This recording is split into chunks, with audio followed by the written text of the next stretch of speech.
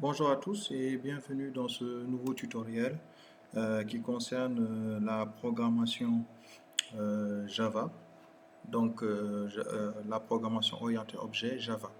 Alors, comme on l'avait dit à l'entame de ce module, donc la programmation orientée objet est une nouvelle méthode de programmation. Vous, en tant qu'étudiant, lors de votre première année, vous avez appris un premier modèle de programmation que l'on appelle la programmation procédurale. Donc nous ici, cette programmation procédurale était définie, était mise en place sous l'élément fondamental qui est l'algorithmique. Alors, par rapport à ça, nous avons eu plusieurs langages, notamment le PHP, le JavaScript et d'autres. Donc aujourd'hui, nous allons voir, comme on avait dit, ce que l'on appelle le langage orienté objet, mais précisément le langage Java, parce qu'il faut rappeler qu'il existe des langages qui sont procédurales, mais également qui sont orientés objet, tels que le PHP et également le Java que nous sommes en train de voir. Donc, nous avons débuté notre apprentissage avec déjà le langage Java en méthode procédurale, c'est-à-dire comment fonctionnait le Java, comment afficher une variable, comment récupérer une variable, c'est-à-dire comment lire et écrire. Donc, c'était l'élément de la première vidéo. Alors aujourd'hui, on va parler de ce qu'on appelle le Java événementiel. Donc, avant d'entrer, parce que pour comprendre l'orienté objet, il faut déjà comprendre le Java événementiel, mais également l'autre élément de Java qui est le Java de manière procédurale. Alors aujourd'hui, on va entamer une première explication sur ce que l'on appelle le Java événementiel, donc sous forme d'événement. Alors ici, qu'est-ce que le Java événementiel? C'est tout simplement le fait de vouloir créer un cadre. Donc créer un cadre, c'est-à-dire créer une fenêtre avec l'utilisation du contenu.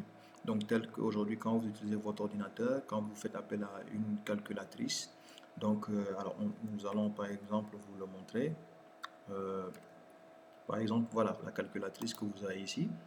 Donc vous voyez là, nous aujourd'hui on va apprendre comment créer cette fenêtre là en Java, comment mettre en place cette fenêtre.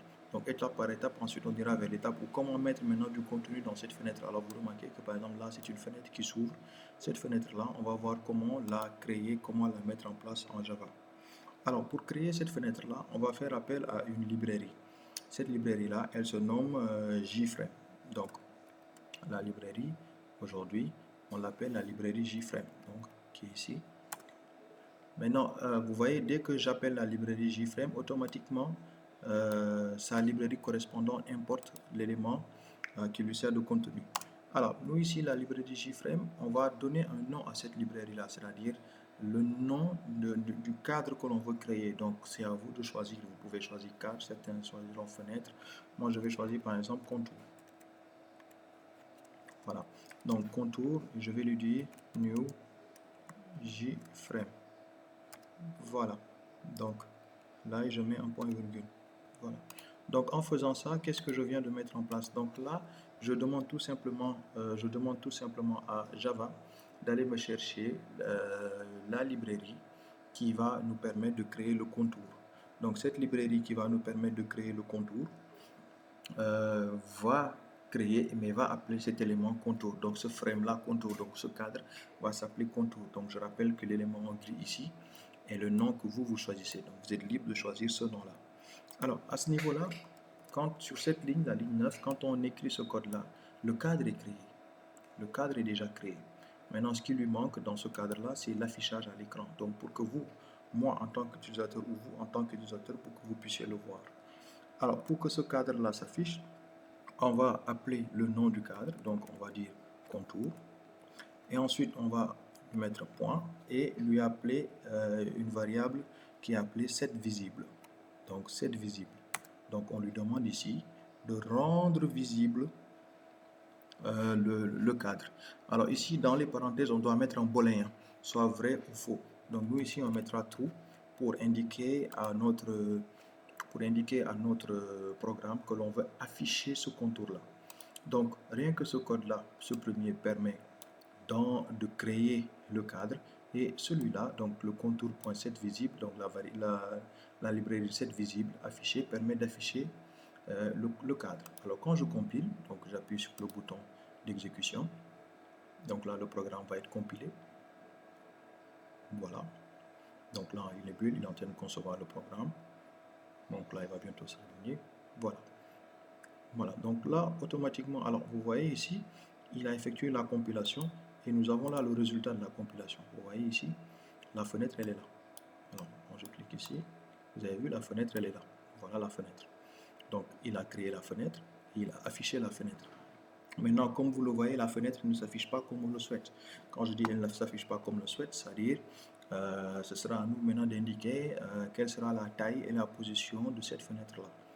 Donc, voilà. Donc, bien que ces deux lignes de code permettent de créer la fenêtre, donc la ligne là, cette visible, permet d'afficher la fenêtre. Donc, sans cela, la fenêtre ne peut pas s'afficher. Donc, il faut cet élément-là pour que la fenêtre puisse être affichée. Donc, sans cela, on ne peut pas voir l'élément fondamental. Donc, c'est ça qui permet à la fenêtre de pouvoir s'afficher au niveau de l'écran. Alors, donc, on va déjà arrêter l'exécution de l'élément. Ensuite, maintenant, on va donner un nom à cette fenêtre. Donc, on va dire contour, set title. Ensuite, on va mettre notre chaîne de caractères. Voilà. On va mettre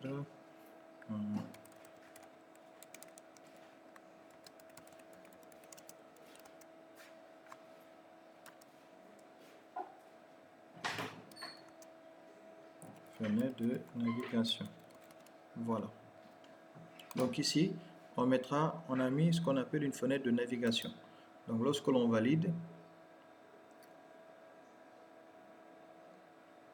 donc là on exécute, vous allez voir ce que l'on aura ici. Donc vous voyez toujours là, alors je déplace l'élément, vous voyez ici, donc quand j'agrandis, vous avez vu, il m'a donné le nom de la fenêtre. Vous avez vu, je l'ai appelé fenêtre de navigation. Il nous a affiché la fenêtre. Donc, comme indiqué ici, la première ligne, elle crée l'élément. La deuxième l'affiche sur l'écran. C'est ce qui me permet, moi, en tant qu'utilisateur, de pouvoir le voir. Et ensuite, maintenant, vous avez toujours contour.setTitle avec le nom entre parenthèses.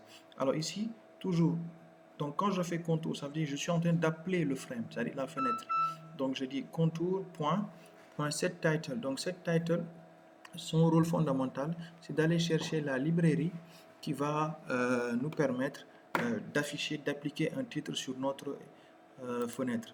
Donc nous ici, on va maintenant aller sur l'autre point. Donc puisque nous avons créé notre première fenêtre, nous avons appliqué l'affichage de la fenêtre. Nous avons également mis un titre sur cette fenêtre. Nous allons maintenant appliquer un cadre sur cette fenêtre. Dans ce cas, nous mettrons contour.setSize. Donc set size ici. Donc en mettant set size, donc là automatiquement vous mettez les tailles. Donc vous n'avez pas besoin de mettre largeur, hauteur. Donc votre éditeur va directement vous proposer cela. Donc ici j'ai la largeur. Voilà, vous voyez, dès que je mets virgule, automatiquement il m'affiche l'élément. Donc je vais faire un 500 sur 500. Donc vous voyez, là automatiquement, dès que je mets 500 virgule, il considère que la première étape c'est la largeur, la deuxième c'est la hauteur. Donc là, qu'est-ce que je lui ai fait? Je lui demande maintenant de me créer une taille de fenêtre. Donc quand je compile toujours, donc vous allez voir, donc là, comment est-ce qu'il faut comprendre? Là, quand vous compilez, ça dit que Java est en train d'être traduit, ensuite donné à l'ordinateur. Donc vous avez vu là, qu'est-ce qu'il a fait? Il m'a créé la fenêtre en m'ajoutant cette fois-ci les tailles. Donc en largeur, j'ai 500, en hauteur, j'ai 500 pixels. Alors, donc, on va arrêter le processus. Donc nous ici, toujours dans la même logique, on lui a affiché l'information. Donc l'information lui a été affichée, c'est-à-dire de création de la fenêtre, d'affichage de la fenêtre, d'application d'un titre sur la fenêtre et d'une taille sur la fenêtre. Maintenant, l'autre option ici, c'est par exemple, vous voyez depuis tout à l'heure, quand je lance la fenêtre, elle s'affiche normalement sur la diagonale gauche. Alors ici, je veux quand même lui donner une position. Je veux qu'il s'affiche par exemple sur le milieu de mon écran et le milieu même de tout autre écran. Donc je vais suivre la même logique, je vais dire contour, point, contour, point. Alors je vais mettre un set location relative to, donc un set location relative to, et ici je vais lui donner un élément nul. Donc ici, qu'est-ce que je veux lui dire? Je veux lui dire aujourd'hui, par rapport à n'importe quel type d'écran, qu'il s'adapte, qu'il se place directement au milieu. Donc il va respecter ces éléments-là dans cet ordre-là. Il va créer, il va afficher, il va mettre un titre, il va donner une taille et il va le positionner au milieu de la feuille, au milieu de l'écran plutôt. Donc quand je clique dessus, donc il charge, voilà. Donc vous voyez, donc là désormais automatiquement l'élément s'affiche au milieu de mon écran. Donc quel que soit l'écran auquel je fais face, dès que le fait de mettre ce code là me permettra d'afficher l'élément directement au milieu de notre page. Donc voilà ici l'effet événement. Donc là c'est la création, la visibilité et la mise en place de par la position et la taille de ce que l'on appelle une fenêtre. Maintenant, on va aller sur l'autre phase, c'est-à-dire appliquer un contenu dans cette fenêtre-là. Donc, puisque la fenêtre est créée, vous avez vu avec le cadre et la position, pour le moment, il n'y a pas de contenu dans cette fenêtre. Alors, pour mettre en place un contenu dans cette fenêtre, on va utiliser une autre librairie. Cette librairie-là,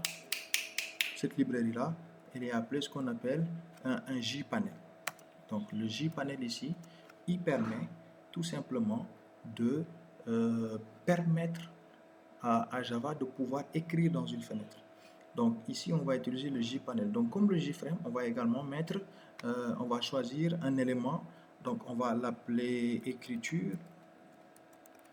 On va l'appeler écriture et également on va créer un nouveau panel comme nous l'avons fait ici. New JPanel. Voilà. Donc ici nous avons un nouveau JPanel. Voilà. Donc là, nous avons créé notre premier JPanel.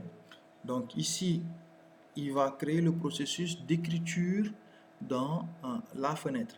Maintenant, nous ici, ce qu'on va faire, on va lui demander maintenant d'écrire dans la fenêtre. Donc on reste toujours dans la même logique, écriture, point. Cette fois-ci, on va lui dire, on va lui demander d'appliquer une couleur de fond par exemple. Set background color. Donc ici, on va lui demander de mettre une couleur de fond. Alors, quelle est la couleur de fond? Donc je le choisis ici. Alors vous voyez, dès que je choisis la couleur, donc là il m'affiche déjà voilà, il m'affiche une série de couleurs. Alors je vais choisir par exemple cette couleur là, la couleur rouge. Je vais l'appliquer et automatiquement il va appliquer la couleur rouge. Donc ici, il applique la couleur rouge. Donc jusque là, il a créé un espace d'écriture. Jusque-là, il ne va pas encore appliquer cette couleur-là. Cette couleur ne sera pas appliquée sur la fenêtre. Alors, parce que tout simplement, jusque-là, nous ne l'avons pas encore dit d'appliquer cet élément sur la fenêtre. On lui a juste dit, crée un espace où tu pourras écrire. Et dans cet espace-là, tu mettras une couleur rouge. Tu mettras une couleur rouge. Donc, si nous compilons, nous allons compiler. Voilà, vous avez vu. Pourquoi l'élément reste toujours en blanc? Parce qu'on lui a demandé, pour le moment, on lui a juste dit ici, crée un espace d'écriture, et dans cet espace d'écriture, mets-le en rouge. Mais on ne lui a pas dit maintenant dans quelle fenêtre est-ce qu'on doit le mettre en rouge.